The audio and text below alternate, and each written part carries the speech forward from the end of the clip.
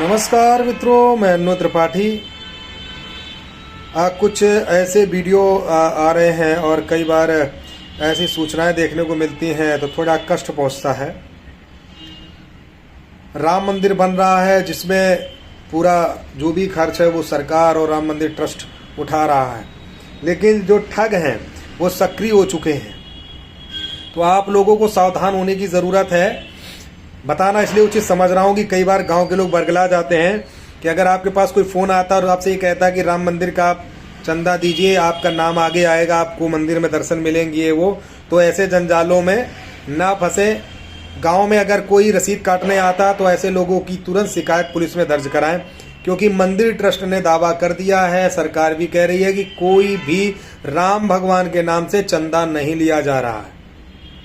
कई ऐसे ठग गिरफ्तार हो भी रहे हैं और पकड़े भी जा रहे हैं जिन्होंने आस्था को धंधा बना दिया है। इन जैसे लोगों की वजह से ही आज कहीं ना कहीं आस्था हम लोगों की पीछे होती जा रही है, क्योंकि कहीं ना कहीं ऐसे तत्व ही इस आस्था को बदनाम करते हैं। तो सबसे पहले जितने भी ग्रामीण क्षेत्र के लोग हैं, एक राष्ट्र हित में आपको समझाने का प्रयास कर रहा हूं कि किसी भी तरह से छल कपट में ना फंसें और किसी को भी राम भगवान के नाम से चंदा ना दें। इसके अलावा सनातन संस्कृति जो 2024 में 22 जनवरी को देखने को मिलने वाली है, बताया जा रहा है कि हर गांव-गांव पर LED और शंखनाद होंगे और जो लोग वहां नहीं पहुंच सकते वो लोग घर में, अपने घरों में, मंदिरों में अपने यहाँ दीपक जरूर जलाएं। 5 दीपक अपने दरवाजे पर रखें, क्योंकि रामचंद्र पुनः वापसी कर रहे हैं। इसमें कई वर्ग के लोग भी शामिल हैं और मैं सैल्यूट करता हूं, जिसमें हमारे कई मुस्लिम बंधु भी बढ़ चढ़ कर के हिस्सा ले रहे हैं। और मैं ये भी कह सकता हूं गर्व से, जैसा कि एक मुस्लिम बंधु ने कहा था तो बहुत अच्छा मुझे लगा, कि राम किसी एक के नहीं हैं। राम तो एक वो मर्यादा पुरुषोत्तम है जो हर किसी के हैं। अपना नजरिया अलग अलग होता है। कोई राम को राम कहता है तो राम देखता है, तो कोई राम को अपने एक इष्ट की तरह देखता है। इसमें कोई धर्म और मजहब की बात नहीं होती है। कई बार अपने पुस्तकों में यानी पुराणों में और कई बार आपकी ग्रंथों और जो पुस्तकें होती हैं हम लोगों की धार्मिक, उनमें कई ऐसी चीजें हैं जो एक समान तरह से जिक्र किया जाता है, लेकिन कई बार हम लोगों में ऐसे ऐसे पाखंडी लोग होते हैं जिसको बरगला करके उल्टा सीधा काम करवाते हैं। जबकि सत्य ये है कि ईश्वर ही तो भगवान है, ईश्वर ही तो सब कुछ है, ईश्वर से बढ़कर कुछ नहीं। हम सब कौन है? हम सबको ईश्वर ने ही बनाया। ब्रह्मांड की रचना ब्रह्मा जी ने रची। इस सृष्टि की रचना रचने वाला कौन है? तो हम सब ईश्वर के संतान हैं।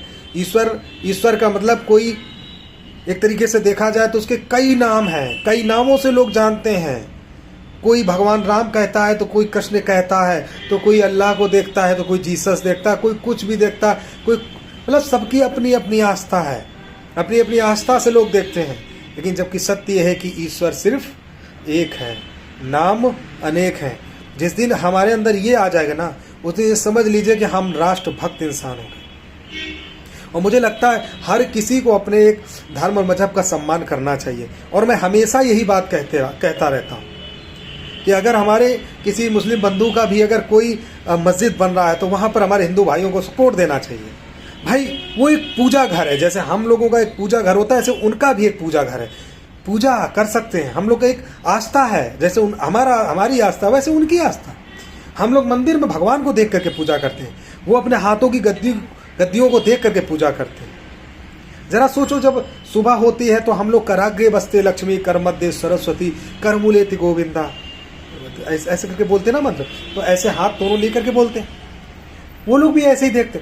अब बताइए, आपको भी तो एक बार हाथ फैलाना होता है, उसी तरह वो भी करते हैं। वो अपनी आस्था इस पे देखते हैं, ईश्वर से कहते हैं कि आप ही हो सब कुछ, आप ही हमको दोगे जो भी देना होगा। वो डायरेक्ट ईश्वर से मांगते हैं, आप भी मांगते हो। तो सब कर्म धर्म हमारा यही है, लेकिन हम लोग ना समझी करते हैं। कुछ चंद पाखंडियों के चक्कर में एक कट्टरता का माहौल बनाते हैं। उस कट्टरता का माहौल ना बनाएं, एक राष्ट्र हित में आओ और गले मिल करके इस भारत की संस्कृति को हम आगे बढ़ाएं कि क्योंकि हिंदुस्तान ही तो ऐसा है जहाँ पर हम सब रहते हैं, इतनी खुशियाँ मिलती हैं, सब अपने लगते हैं, कोई डर नहीं होता, कोई भय नहीं होता। जो लोग कहते हैं कि भाई मुझे बाहर निकलता तो मुझे डर सा महसूस होता, भाई डर तो आपको तब महसूस होगा ना जब आप नफरत पैदा करोगे। नफरत नहीं, चेहरों पर मुस्कुराहट लाओ। एक नफरत करने वाले व्यक्ति को भी हंसाया जा सकता है, लेकिन उसका तरीका होना चाहिए। किसी को जोर दबाव मत दो। अगर कोई कहता मैं राम को नहीं मानता तो उससे जबरदस्ती मत कहो कि तुम राम को मानो। किसी से जबरदस्ती नहीं किया जा सकता। भाई जिसकी आस्था है वो मानता है। बहुत सारे मुस्लिम बंधु भगवान राम में आस्था देखते, मानते। बहुत सारे हमारे हिंदू भाई मस्जिदों में जाते हैं, आस्था रखते हैं तो मानते हैं। बहुत सारे लोग साईं बाबा को पूछते हैं तो पूछते हैं। बहुत सारे लोग हमारे जो क्रिश्चियन के जो स्थल होते हैं वहां जाते हैं, आस्था है। हम लोग ये गुरुद्वारा वगैरह हम खुद जाते। हम तो कई बार अपने मित्रों के साथ कई बार मस्जिदों में गए।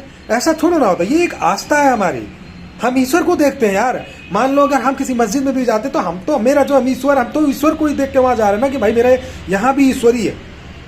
वहां कोई भूत प्रेत नहीं बैठे होते ना, यहाँ अपने मंदिर में कोई भूत प्रेत होते हैं, यहाँ ईश्वर होता है। वहां पे एक धार्मिक स्थल होता है जहां पर पाप नहीं किया जाता है, सिर्फ पुण्य का काम किया जाता है। और कोई मंदिर मस्जिद ये नहीं कहता है कि अपने अंदर घुस करके और धार्मिक स्थल पर कुछ भी करवा दो या पाप करने लगो।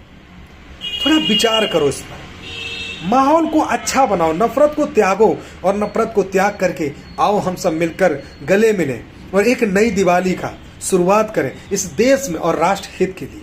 भगवान प्रभु श्री राम दोबारा से अपने जन्म स्थान पर आ रहे हैं। जो भी है, अब नफरत करने वाले तो नफरत उगलते ही रहेंगे। भाई ओवैसी जैसे लोग आज भी कह रहे कि ये तो जबरदस्ती अरे भाई सब काम कोर्ट के द्वारा हो रहा तो कुछ तो मानोगे यार, कि वो भी नहीं मानोगे। भाई कोई चीज है सब कोर्ट कचहरी अदालत से हो रहा है। इसके अलावा आपका सम्मान ना हो, आपको चीजें ना मिल रही हो, तब तो बोलना उचित है। लेकिन वही बात है ना कि चुनाव को लेकर के आदमी पगलाया हुआ है। अभी हाल में एक बिहार के एक आरजेडी के एक नेता है, बताया जाता नाम उनका है कुछ बहादुर करके नाम ले रहे थे, मैं नाम थोड़ा सा भूल रहा हूँ, बहादुर करके। उन्होंने बयान दे डाला ब्राह्मणवादों पर, मनुवाद पर। मतलब क्या है, बोलते कि सनातन है क्या, हिंदू है क्या, कोई हिंदू नहीं होता। मतलब चुनाव के लिए आदमी कुछ भी हद तक कर सकता है। तो ऐसे लोगों से सावधान हो जाओ। जो जातिवादी लोग हैं उनसे सावधान हो जाओ। वो चाहे ब्राह्मण हो, क्षत्रिय हो, चाहे एससी हो, चाहे कोई भी हो, अगर जातिवादी है कोई नेता तो उससे जितना हो सके उतना दूरी बना लीजिए, उसी में ही भलाई है। तभी दिमाग में सुकून मिलेगा ना, वरना एक आदमी का अगर उसमें लग गए सिर्फ बर्बाद कर देंगे। आज तक क्या हुआ, बहन कुमारी मायावती जी मुख्यमंत्री रही, उनका कार्यकाल अच्छा रहा, बहुत अच्छा काम किया, कानूनी व्यवस्था बढ़िया रही, सब कुछ बढ़िया रहा। लेकिन आज कहीं ना कहीं दलित वर्ग आज भी परेशानियों की जिंदगी में जूझ रहा है। चंद्रशेखर रावण आए, उन्होंने क्या किया, नेता बनकर के बैठ गए। उन्होंने एजेंडा एक बना लिया कि भगवानों का अपमान करो।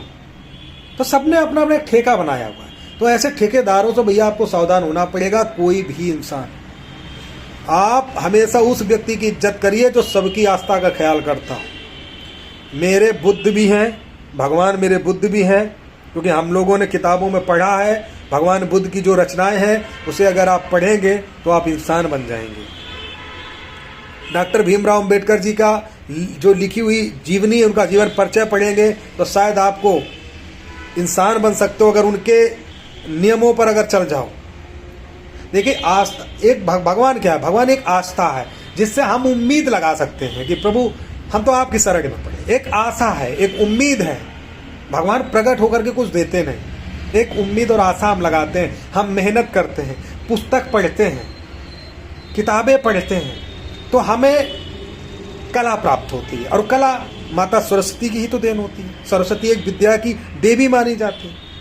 जैसे कुछ ना समझ लोग ये कहते हैं कि भाई विज्ञान ही सब कुछ है।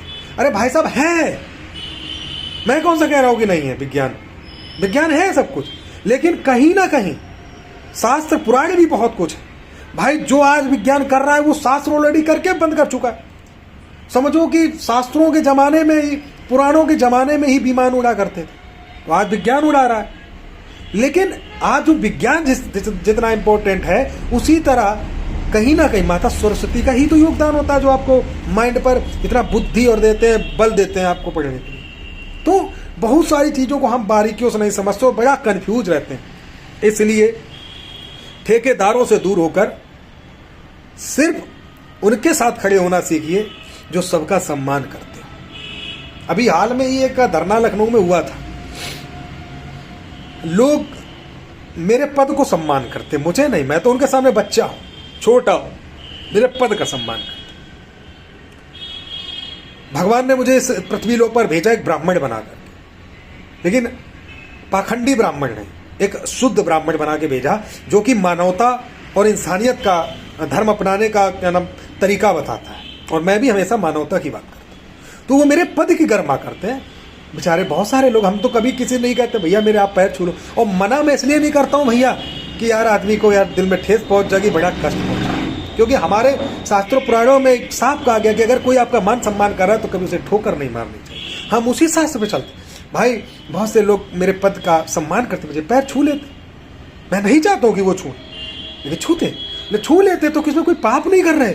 मैं कह रहा हूँ मैं तो कुछ नहीं हूँ, मैं तो बहुत एक आम इंसान हूँ आपकी तरह, लेकिन वो तो ऊपर वाला देख रहा। भाई अगर वो मेरा पद का इज्जत कर रहा ना, इससे ज्यादा मान सम्मान उसका होगा, इस बात को हमेशा याद रखना। तो वहां पर कुछ 2-4 पाखंडी थे, वहां पाखंडी, मैं तो देखा कैसा जहर घुलाया लोगों के अंदर, कह रहे अरे तुमने कैसे पैर छू लिए, इस तरीके की बात कर रहे हैं। मुझे बड़ा कष्ट पहुंचा कि ये ना समझी आखिर इस देश में कब तक चलेगी।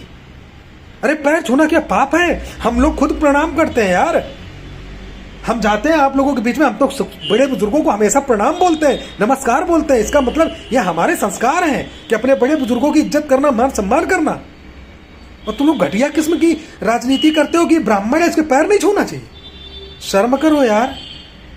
मैं माता में कभी भेद नहीं करता, माता वो किसी भी जाति धर्म की हो, मैं हमेशा माता के सामने नतमस्तक होता हूं, बुजुर्गों के सामने हमेशा मैं प्रणाम करता हूं। यह हम लोगों का सनातन संस्कृति है हमारी। और तुम लोग खुद पाखंड को बढ़ाते हो। ऐसे पाखंडियों से सावधान हो जाओ। अगर नहीं हुए, अब यकीन मानिए, समझ लीजिए कि हम लोग अपने देश को तोड़ रहे हैं। हमारा हमेशा एक मिशन रहता है, एक एकता, मजबूती, इस देश को मजबूती मिले। भगवान राम आ रहे हैं, होश उल्लास से उनका स्वागत हो और हमारा देश इतना ऊपर बढ़े कि दूर दूर तक लोग जाने कि हिंदुस्तान में कोई रहता है ना। यह हम लोगों की एक आस्था है, अपनी आस्था को लेकर हम बात करते हैं। तो सबका एक सम्मान करिए, यह आपसे निवेदन है। पैरों में कुछ नहीं रखा, कुछ नहीं रखा, लेकिन जब आप किसी पद की गरिमा रखते हैं, आप किसी पद के पैर छूते हैं, तो समझ लीजिए कि डायरेक्ट आपको ईश्वर का आशीर्वाद प्राप्त होता है, ना कि अन्नू त्रिपाठी का। अन्नू त्रिपाठी की तो मुझसे यही निकलेगा सदा खुश रहो। अरे भाई आशीर्वाद के लोग क्या नहीं करते। आशीर्वाद के चक्कर में ही तो आज निस्वार्थ सेवा भाव से आपके लिए काम कर रहा हूं। हर जगह पैसा नहीं होता, आशीर्वाद चाहिए होता है। आशीर्वाद खरीदने से नहीं मिलता, पैसों से नहीं मिलता, जुबा से अपने आप निकलता है। ठीक है ना भाइयों। वीडियो पसंद अगर आया हो, जरा सा भी अगर अंदर घुसा हो कि मैं सत्यता कहता हूं या सत्य बोलता हूं, तो दबा के शेयर करना, और नहीं अच्छा लगता तो कोई बात नहीं, पड़ा रहने देना वीडियो। जय हिंद, जय भारत।